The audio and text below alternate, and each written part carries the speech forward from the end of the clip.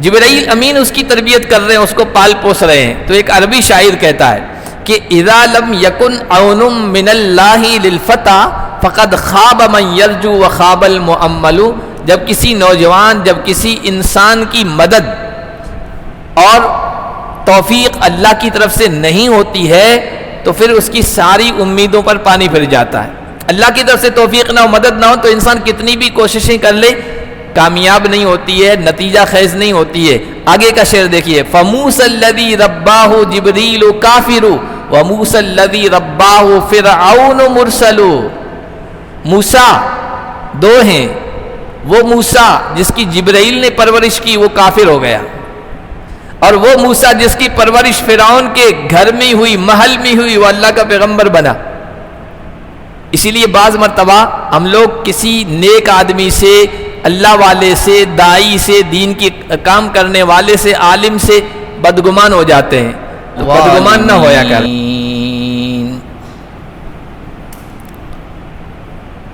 آج کے درس کا آغاز اللہ کے فضل و کرم سے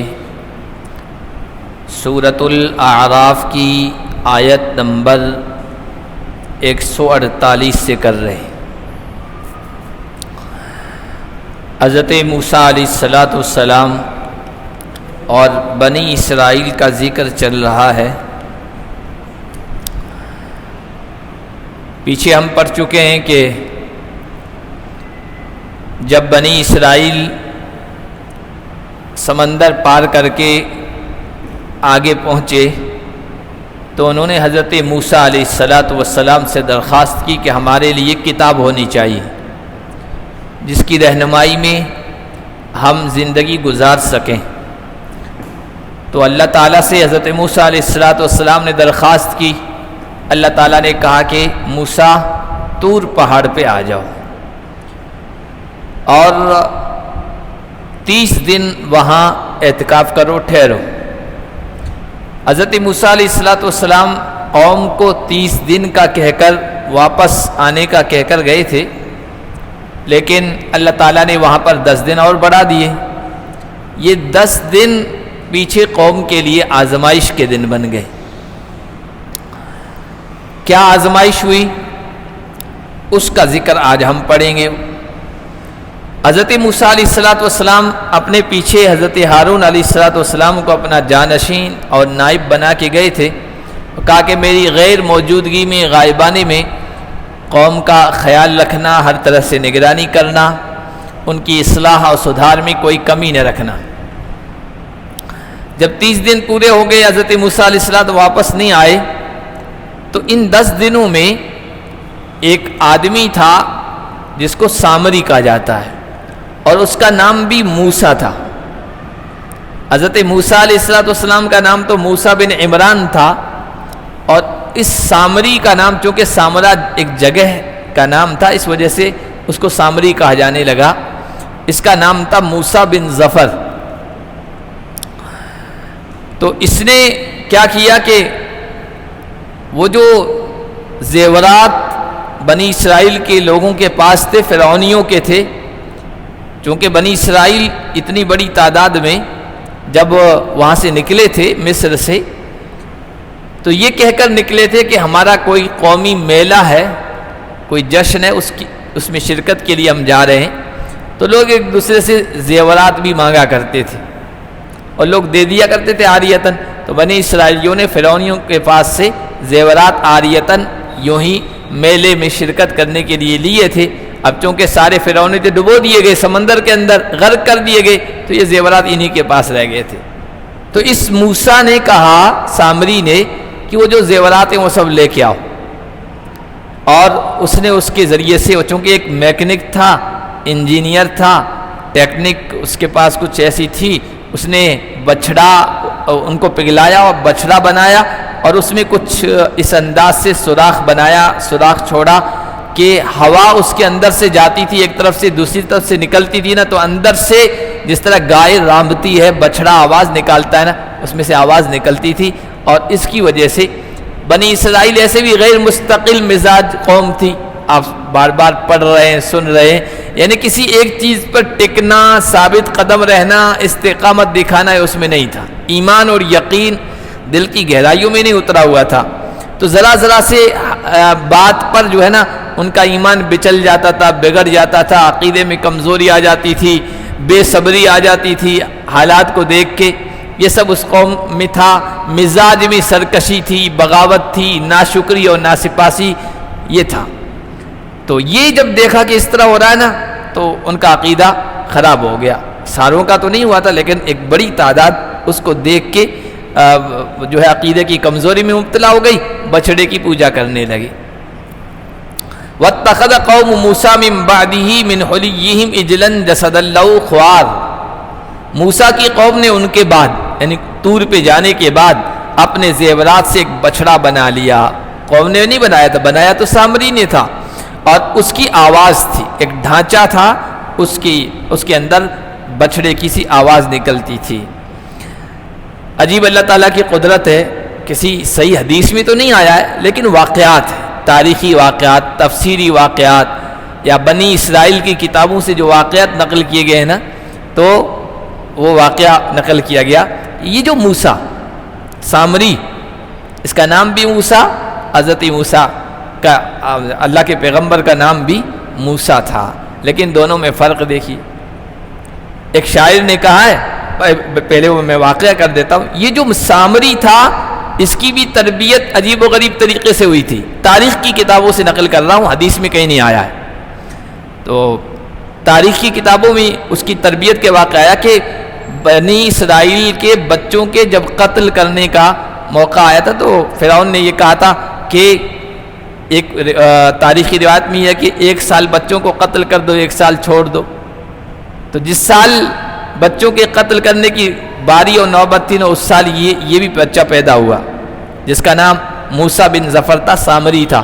تو اس کی ماں نے یہ طریقہ اختیار کیا قتل سے بچانے کے لیے کہ بچہ پیدا ہو گیا تو چھپ چھپا کر جا کر کسی غار میں ڈال کے آ گئی، گفا میں، پہاڑوں کے درمیان. اب بچہ تھا، اللہ تعالیٰ کی رحمت جوش میں آئی تو اللہ تعالیٰ نے حضرت جبرائیل کو بھیجا اس کی تربیت کے لیے، اس کو پالنے پوسنے کے لیے. حضرت جبرائیل تشریف لائے تو کہتے اب انگلی منہ میں ڈالی تو انگلی وہ چوسنے لگا. اللہ تعالیٰ نے اس انگلی کے اندر شہد اور دودھ کسی کیفیت پیدا کر دی اور اس طرح وہ پلتا رہا، بڑا. 16ویں پارے میں ہم پڑھ چکے ہیں پہلے تفسیر میں کہ حضرت موسیٰ علیہ السلام نے واپس آ کر سامری کی پکڑ کی، تو نے قوم کو گمراہ کیوں کیا بچڑا بنا کے، اور اس کے اندر یہ کیفیت کیسی پیدا ہوئی. تو وہاں یا فقبضت قبضۃ من اثر الرسول، رسول پیغمبر قاصد کے قدم کے نشانات میں سے میں نے کچھ اٹھا لیا، مٹھی بھر لی اور وہ اس میں ڈال دی، اس کی وجہ سے یہ آواز آنے لگی. یہ تو 16ویں پارے میں باقاعدہ آیا ہے. تو یہ رسول کون تھا کہ حضرت جبرائیل امین رسول سے مراد ہے. جبرائیل آتے جاتے تھے تو کہیں پر حضرت جبرائیل کا قدم پڑا تھا. یہ جب بڑا ہو گیا تو اس نے دیکھا کہ خاص تاثیر ہے، وہاں سے مٹی اٹھا لی تھی، یہی مٹی اس نے بچڑے میں ڈال دی تھی جس کی وجہ سے آواز پیدا ہو گئی. یہ خاص قسم کی اللہ کی طرف سے ایک آزمائش تھی، فتنہ تھا. تو جبرائیل امین اس کی تربیت کر رہے ہیں، اس کو پال پوس رہے ہیں. تو ایک عربی شاعر کہتا ہے کہ اذا لم یکن عون من اللہ للفتى فقد خاب من یرجو وخاب المؤمل.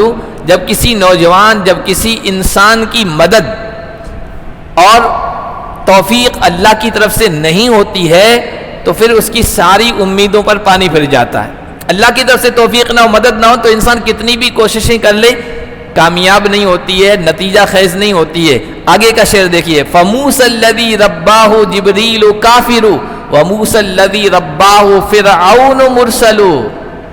موسیٰ دو ہیں، وہ موسیٰ جس کی جبرائیل نے پرورش کی وہ کافر ہو گیا، اور وہ موسیٰ جس کی پرورش فرعون کے گھر میں ہوئی، محل میں ہوئی، وہ اللہ کا پیغمبر بنا. اسی لیے بعض مرتبہ ہم لوگ کسی نیک آدمی سے، اللہ والے سے، دائی سے، دین کی کام کرنے والے سے، عالم سے بدگمان ہو جاتے ہیں. تو بدگمان نہ ہویا کریں. کب بدگمان ہوتے ہیں؟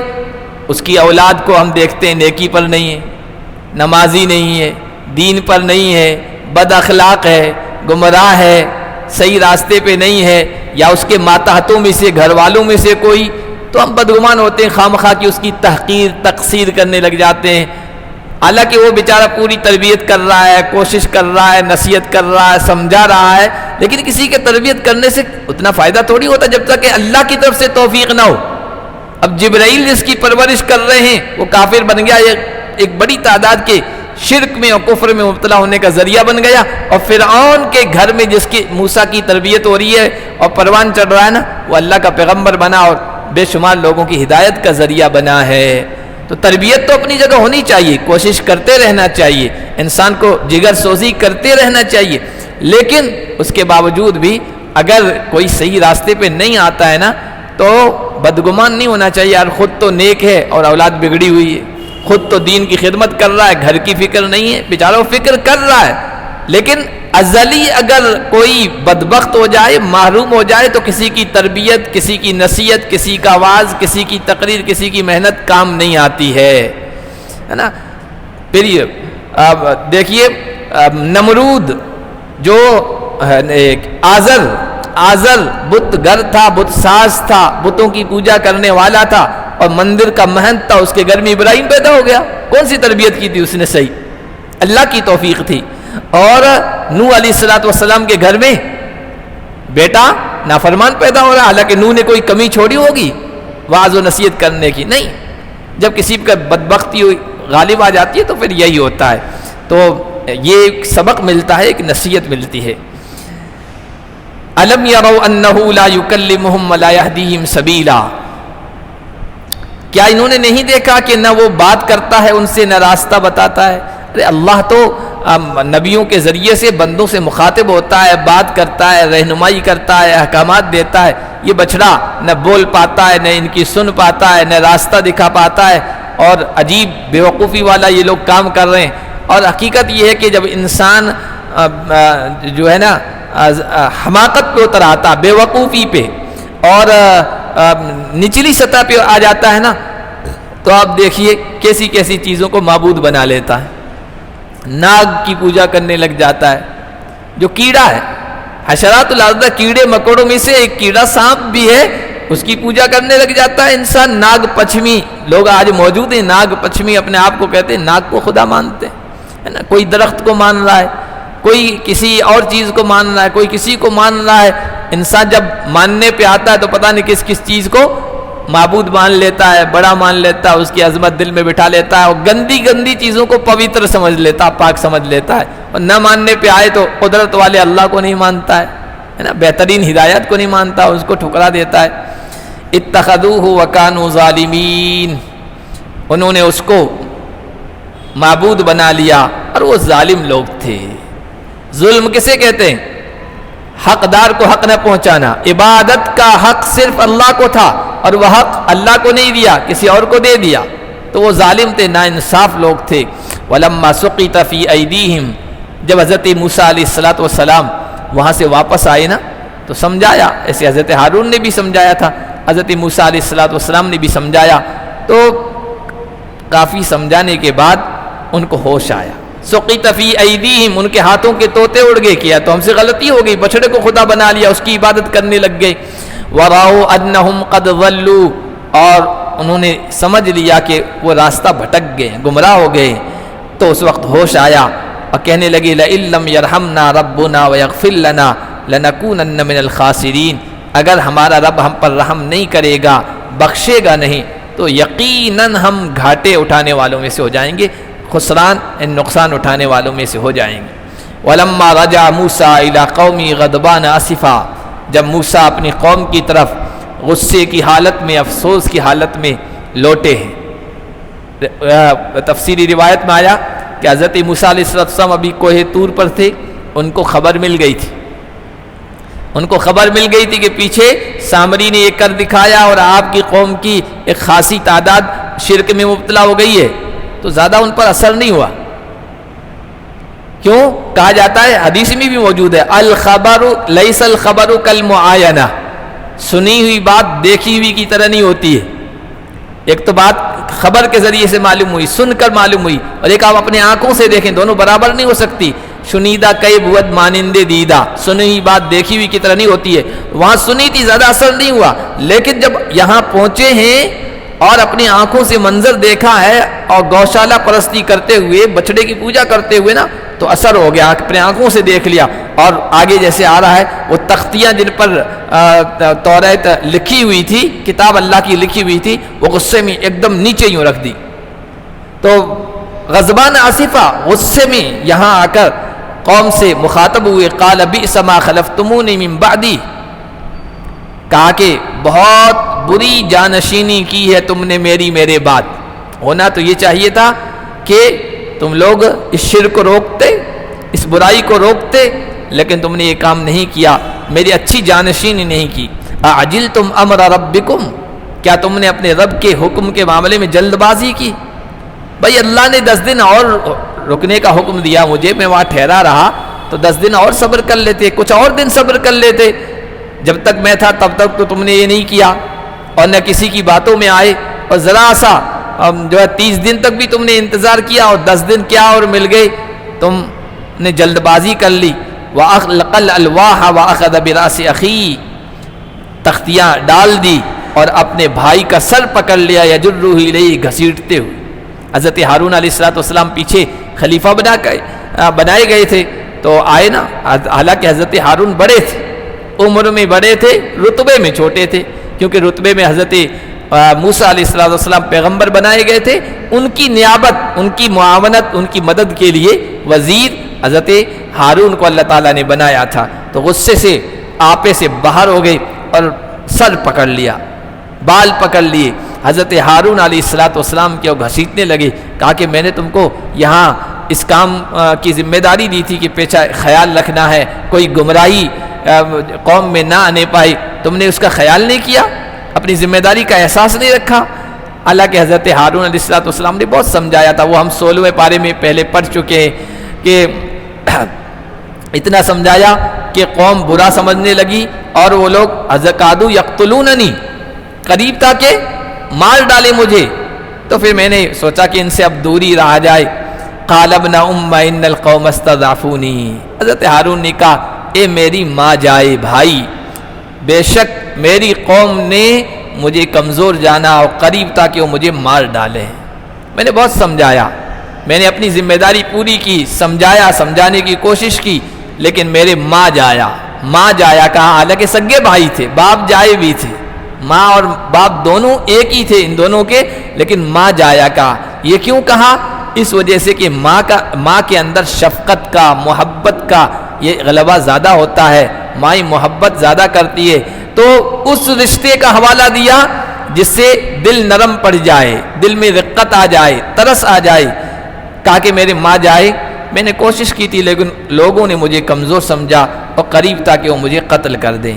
فلا تشمت بی الاعداء، میرے بھائی میرے ذریعے سے دشمنوں کو خوش مت کرو، جگ ہسائی مت کرو. آپ کے جو مخالفین ہیں، میرے جو مخالفین ہیں، ہم دونوں بھائیوں کو اس طرح لڑتے ہوئے دیکھیں گے نا تو ہنسیں گے، دیکھو دونوں بھائی لڑ رہے ہیں. ولا تجعلنی مع القوم الظالمین، اور مجھے ظالم لوگوں میں شامل مت کیجیے، مجھے ظالم لوگوں کے ساتھ مت کیجیے. میں نے تو سمجھایا بھی، بہت اصلاح کی کوشش کی. یہ جو ظالم یعنی یہ جو شرک کرنے والے ہیں، آپ مجھے بھی اسے ہی گردان رہے ہیں، ویسا ہی سمجھ رہے ہیں؟ نہیں، میں نے سمجھایا اور پھر نہیں سمجھ میں آئی ان کے تو میں نے پھر ان کو سمجھانا چھوڑ دیا، کیونکہ وہ تو مجھے قتل کرنے کے در پہ تھے. قتل کر دیتے اور میں ان کے درمیان نہیں رہتا تو اور زیادہ گمراہی ہو جاتی. قال رب اغفر لی ولاخی وادخلنا فی رحمتک. حضرت موسیٰ کے ان کی بات سمجھ میں آئی بھائی کی، فوراً احساس ہوا اور اللہ تعالیٰ سے دعا کرنے لگے، اے اللہ، اے میرے رب، مجھے بھی بخش دیجئے، میرے رب کو بھی بخش دیجئے اور ہمیں اپنی رحمت میں داخل فرما دیجئے. وَأَنْتَ أَرْحَمُ الرَّاحِمِينَ، اور آپ سب سے زیادہ رحم کرنے والے. رحم تو اس دنیا میں بہت سارے لوگ ایک دوسرے پر کرتے ہیں، ماں اپنی اولاد پر کرتی ہے، باپ بیٹوں پہ، بیٹیوں پہ کرتا ہے، یہاں تک کہ جانور ہوتے ہیں نا، وہ جانور بھی اپنے بچوں پر رحم کرتے ہیں، شفقت کا معاملہ کرتے ہیں.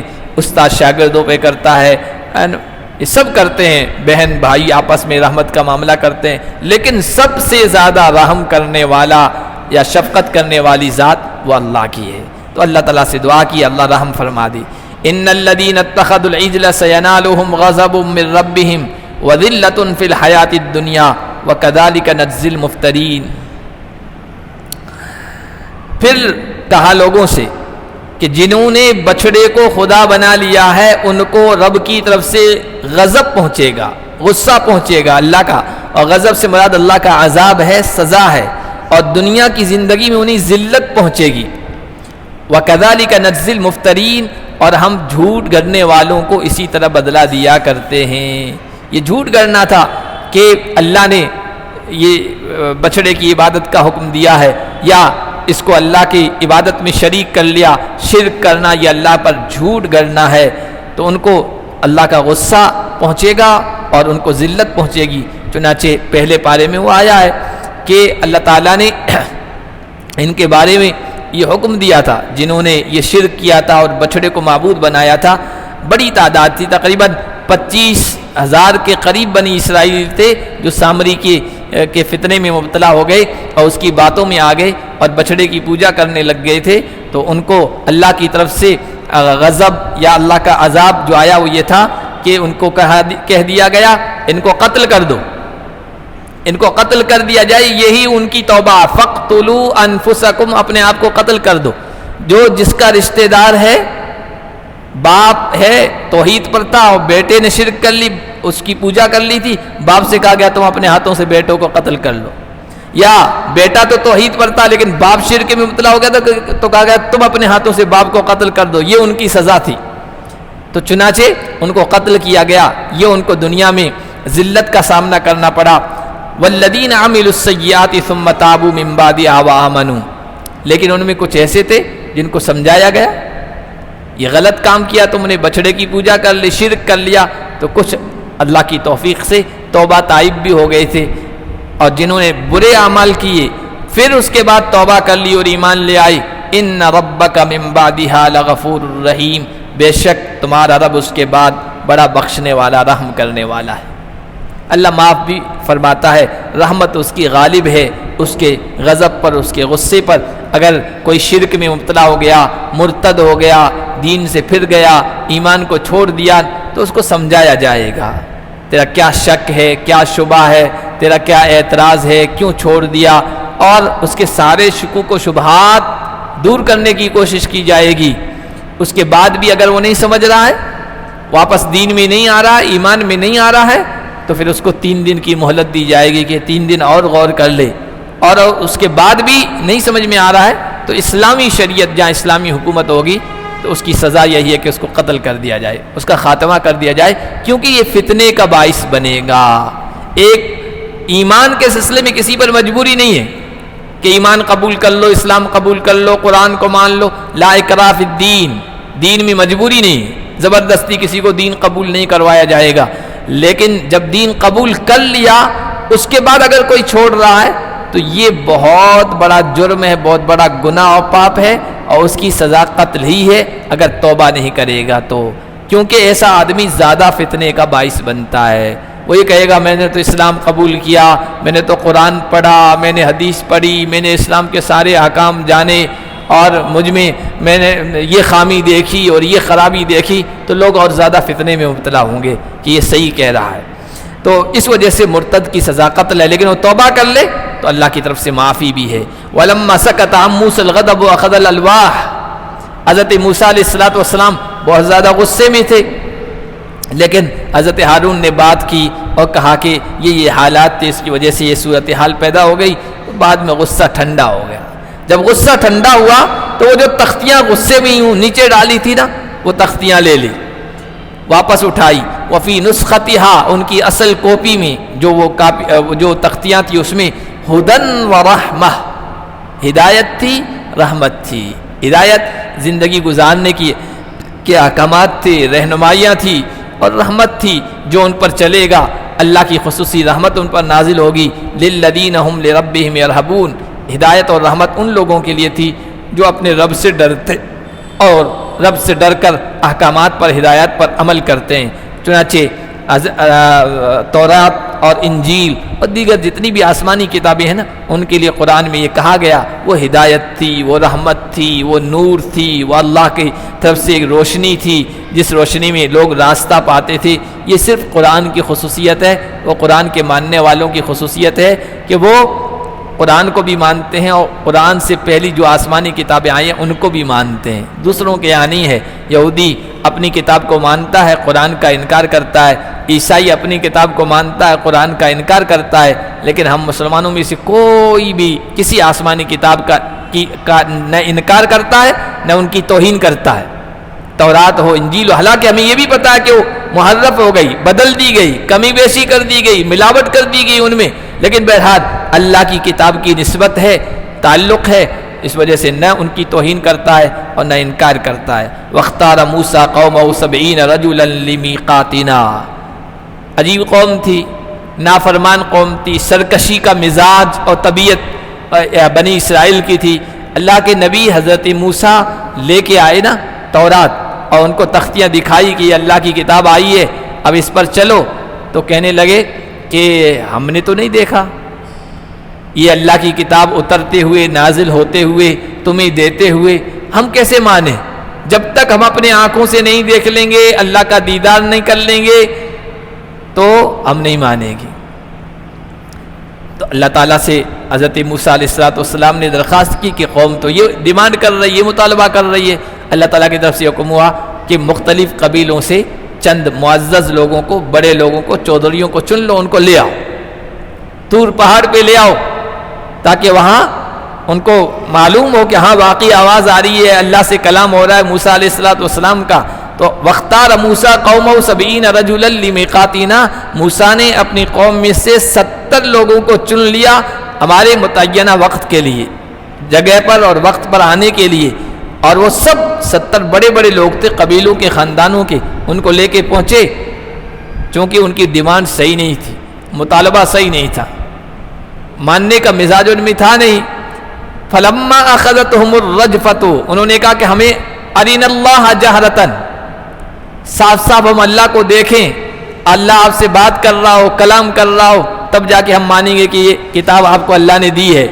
ان کا یہ مطالبہ تھا، تو اس مطالبے کو اللہ تعالیٰ کی شان میں گستاخی سمجھا گیا اور ان پر اللہ کا عذاب آیا ایک طرح سے۔ عذاب کیا تھا؟ یہاں الرجفہ ہے، اور پہلے پارے میں آیا ہے الصاعقہ، بجلی چمکی، یہاں الرجفہ زلزلہ، پہاڑ پر تھے اور پہاڑ ہلنے لگا، لرزانے لگا، بس زلزلے کی کیفیت پیدا ہوئی، اور اوپر سے بجلی کی سی کڑک کی کیفیت پیدا ہوئی، جس کی وجہ سے یہ لوگ مر گئے، ختم ہو گئے۔ قال رب لو شئت اهلكتهم من قبل وإياي، حضرت موسیٰ نے کہا میرے پروردگار اگر آپ چاہتے تو ان کو اور مجھے اس سے پہلے بھی ہلاک کر دیتے، موت کا شکار بنا دیتے، جس طرح فرعونی سمندر کے اندر آئے، ان کو ڈبو دیا گیا، یہ بھی تو اسی سمندر سے آئے، ان کو وہیں غرق کر دیتے، ان کو بھی غرق کر دیتے، ڈبو دیتے، یا اس کے بعد بہت سارا موقع آئے وہاں ان کو ختم کر دیتے، تو کوئی بات نہیں تھی۔ لیکن میں 70 لوگوں کو یہاں لے کے آیا ہوں، چنیدہ ہیں، یہ کریم لوگ ہیں، ہر قبیلے اور برادری کے بڑے مکھیا لوگ ہیں، اور یہاں آپ کے عذاب کا شکار ہو کر یہ مردار ہو گئے ہیں۔ تو میری قوم کے بارے میں تو آپ جانتے ہیں، بنی اسرائیل کے بارے میں کیسی ٹیڑھی قوم ہے، وہ مجھ پر ہی الزام لگا دیتی، کہے گی موسیٰ ان کو لے کے ہی قتل کرنے کے لیے گئے تھے۔ أَتُهْلِكُنَا بِمَا فَعَلَ السُّفَهَاءُ مِنَّا، کیا ہم میں سے چند بے وقوفوں نے جو کام کیا اس کی وجہ سے آپ ہمیں ہلاک کر دیں گے؟ قوم کے کچھ بے وقوفوں نے یہ کہا کہ ہمیں اللہ کا دیدار کروائیے، اللہ کو اپنی آنکھوں سے دیکھ لیں تب مانیں گے، بے وقوفوں کا مطالبہ تھا، لیکن ان کی وجہ سے یہ عذاب ہم پر آ جائے اور اس کی وجہ سے آپ ہمیں ہلاک کریں، تو اس کی وجہ سے اور بھی آگے بڑے فتنے پیدا ہو جائیں گے، قوم میں گمراہیاں پیدا ہو جائے گی۔ حقیقت یہ ہے کہ چند لوگ بے وقوفی کرتے ہیں اور پوری قوم یا پوری برادری کو مشکلات میں ڈال دیا کرتے ہیں۔ غالباً شیخ سعدی ایک گزرے ہیں، عالم گزرے ہیں، فارسی میں ان کی کتابیں ہیں، نصیحت کی پند و نصائی کی باتیں ہیں، اشعار بھی ہیں، تو انہوں نے ایک جگہ لکھا ہے کہ یکے از قوم چوں بے دانشی کرد، نہ کہرا منزلت ماند نہ مہرا، پوری قوم، خاندان برادری میں سے کوئی ایک آدمی یا چند آدمی بیوقوفی کرتے ہیں، بیوقوفی والا معاملہ کرتے ہیں، الٹا سیدھا کر دیتے ہیں، تو پھر ہر کس و ناکس کی کوئی منزلت، کوئی مقام نہیں رہتا ہے، سب کی بے عزتی ہوتی ہے، سب کی ذلت ہوتی ہے، ایک کی وجہ سے سب کی ناک کٹ جاتی ہے اور رسوائی کا سامنا کرنا پڑتا ہے۔ تو یہاں بھی کچھ لوگوں نے یہ مطالبہ کیا تھا اور اس کی وجہ سے بہت سارے لوگ، قوم کے بڑے لوگ وہ شکار ہو گئے، اللہ کے عذاب کے میں گرفتار ہو گئے۔ ان ہی الا فتنتک، پروردگار یہ آپ کی آزمائش۔ اس طرح کے واقعات پیش آتے ہیں نا، یہ اس کو تکوینی واقعات کہتے ہیں نا، اللہ کی قدرت کی نشانیاں ہوتی ہے، اس طرح کے واقعات پیش آتے ہیں نا، تو وہ بہت سارے لوگوں کی گمراہی کا بھی سبب بن جاتے ہیں اور بہت سارے لوگوں کے راہ راست پہ آنے کا بھی سبب بن جاتے ہیں۔ دنیا میں کہیں ظلم ہو رہا ہے، وہاں ظلم کے نتیجے میں یا کہیں زلزلہ آ گیا، کہیں طوفان آ گیا، یہ تکوینی اللہ کی قدرت کی کئی نشانیاں ہیں، اس میں عجیب عجیب واقعات پیش آتے ہیں۔ وہ بعض واقعات ایسے ہوتے ہیں جو کئی لوگوں کے صحیح راستے پہ آنے کا سبب بن جاتے ہیں اور بہت سی مرتبہ لوگ گمراہ بھی ہو جاتے ہیں۔ اللہ اگر اتنا رحیم ہے تو بچوں کو کیوں ڈبو دیا، اور یہ ایسا کیوں کر دیا، وہ ایسا کیوں کر دیا، اس طرح وہ سوچنے لگ جاتے ہیں اور گمراہی کا باعث بن جاتے ہیں، اور اسی میں ایسے واقعات پیش آتے ہیں لوگ صحیح راستے پہ بھی آ جاتے ہیں۔ تضل بہا من تشاء وتہدی من تشاء، یہ آپ کی طرف سے آزمائش ہے، آپ جسے چاہیں گمراہ کر دیں، جسے چاہیں ہدایت پہ لے آئیں۔ انت ولینا، آپ ہی ہمارے کارساز ہیں، ہمیں بخش دیجئے، ہم پر رحم فرما دیجئے، بے شک آپ ہی بہترین بخشنے والے ہیں۔ اور بھی آگے دعا ہے، کچھ بہترین الفاظ انہوں نے استعمال کیے ہیں، اور اس کے بعد اللہ کے نبی صلی اللہ علیہ وسلم کا ذکر ہے، جس میں اللہ کے نبی صلی اللہ علیہ وسلم کے بارے میں بتایا گیا ہے، آپ کا تذکرہ پہلی کتابوں میں ہے، آسمانی کتابوں میں ہے، اور اس میں آپ کی خوبیاں بیان کی گئی ہے، وہ انشاءاللہ اگلے درس میں ہم پڑھیں گے۔ اللہ پاک ہم سب کو قرآن کو سمجھنے کی توفیق عطا فرمائے۔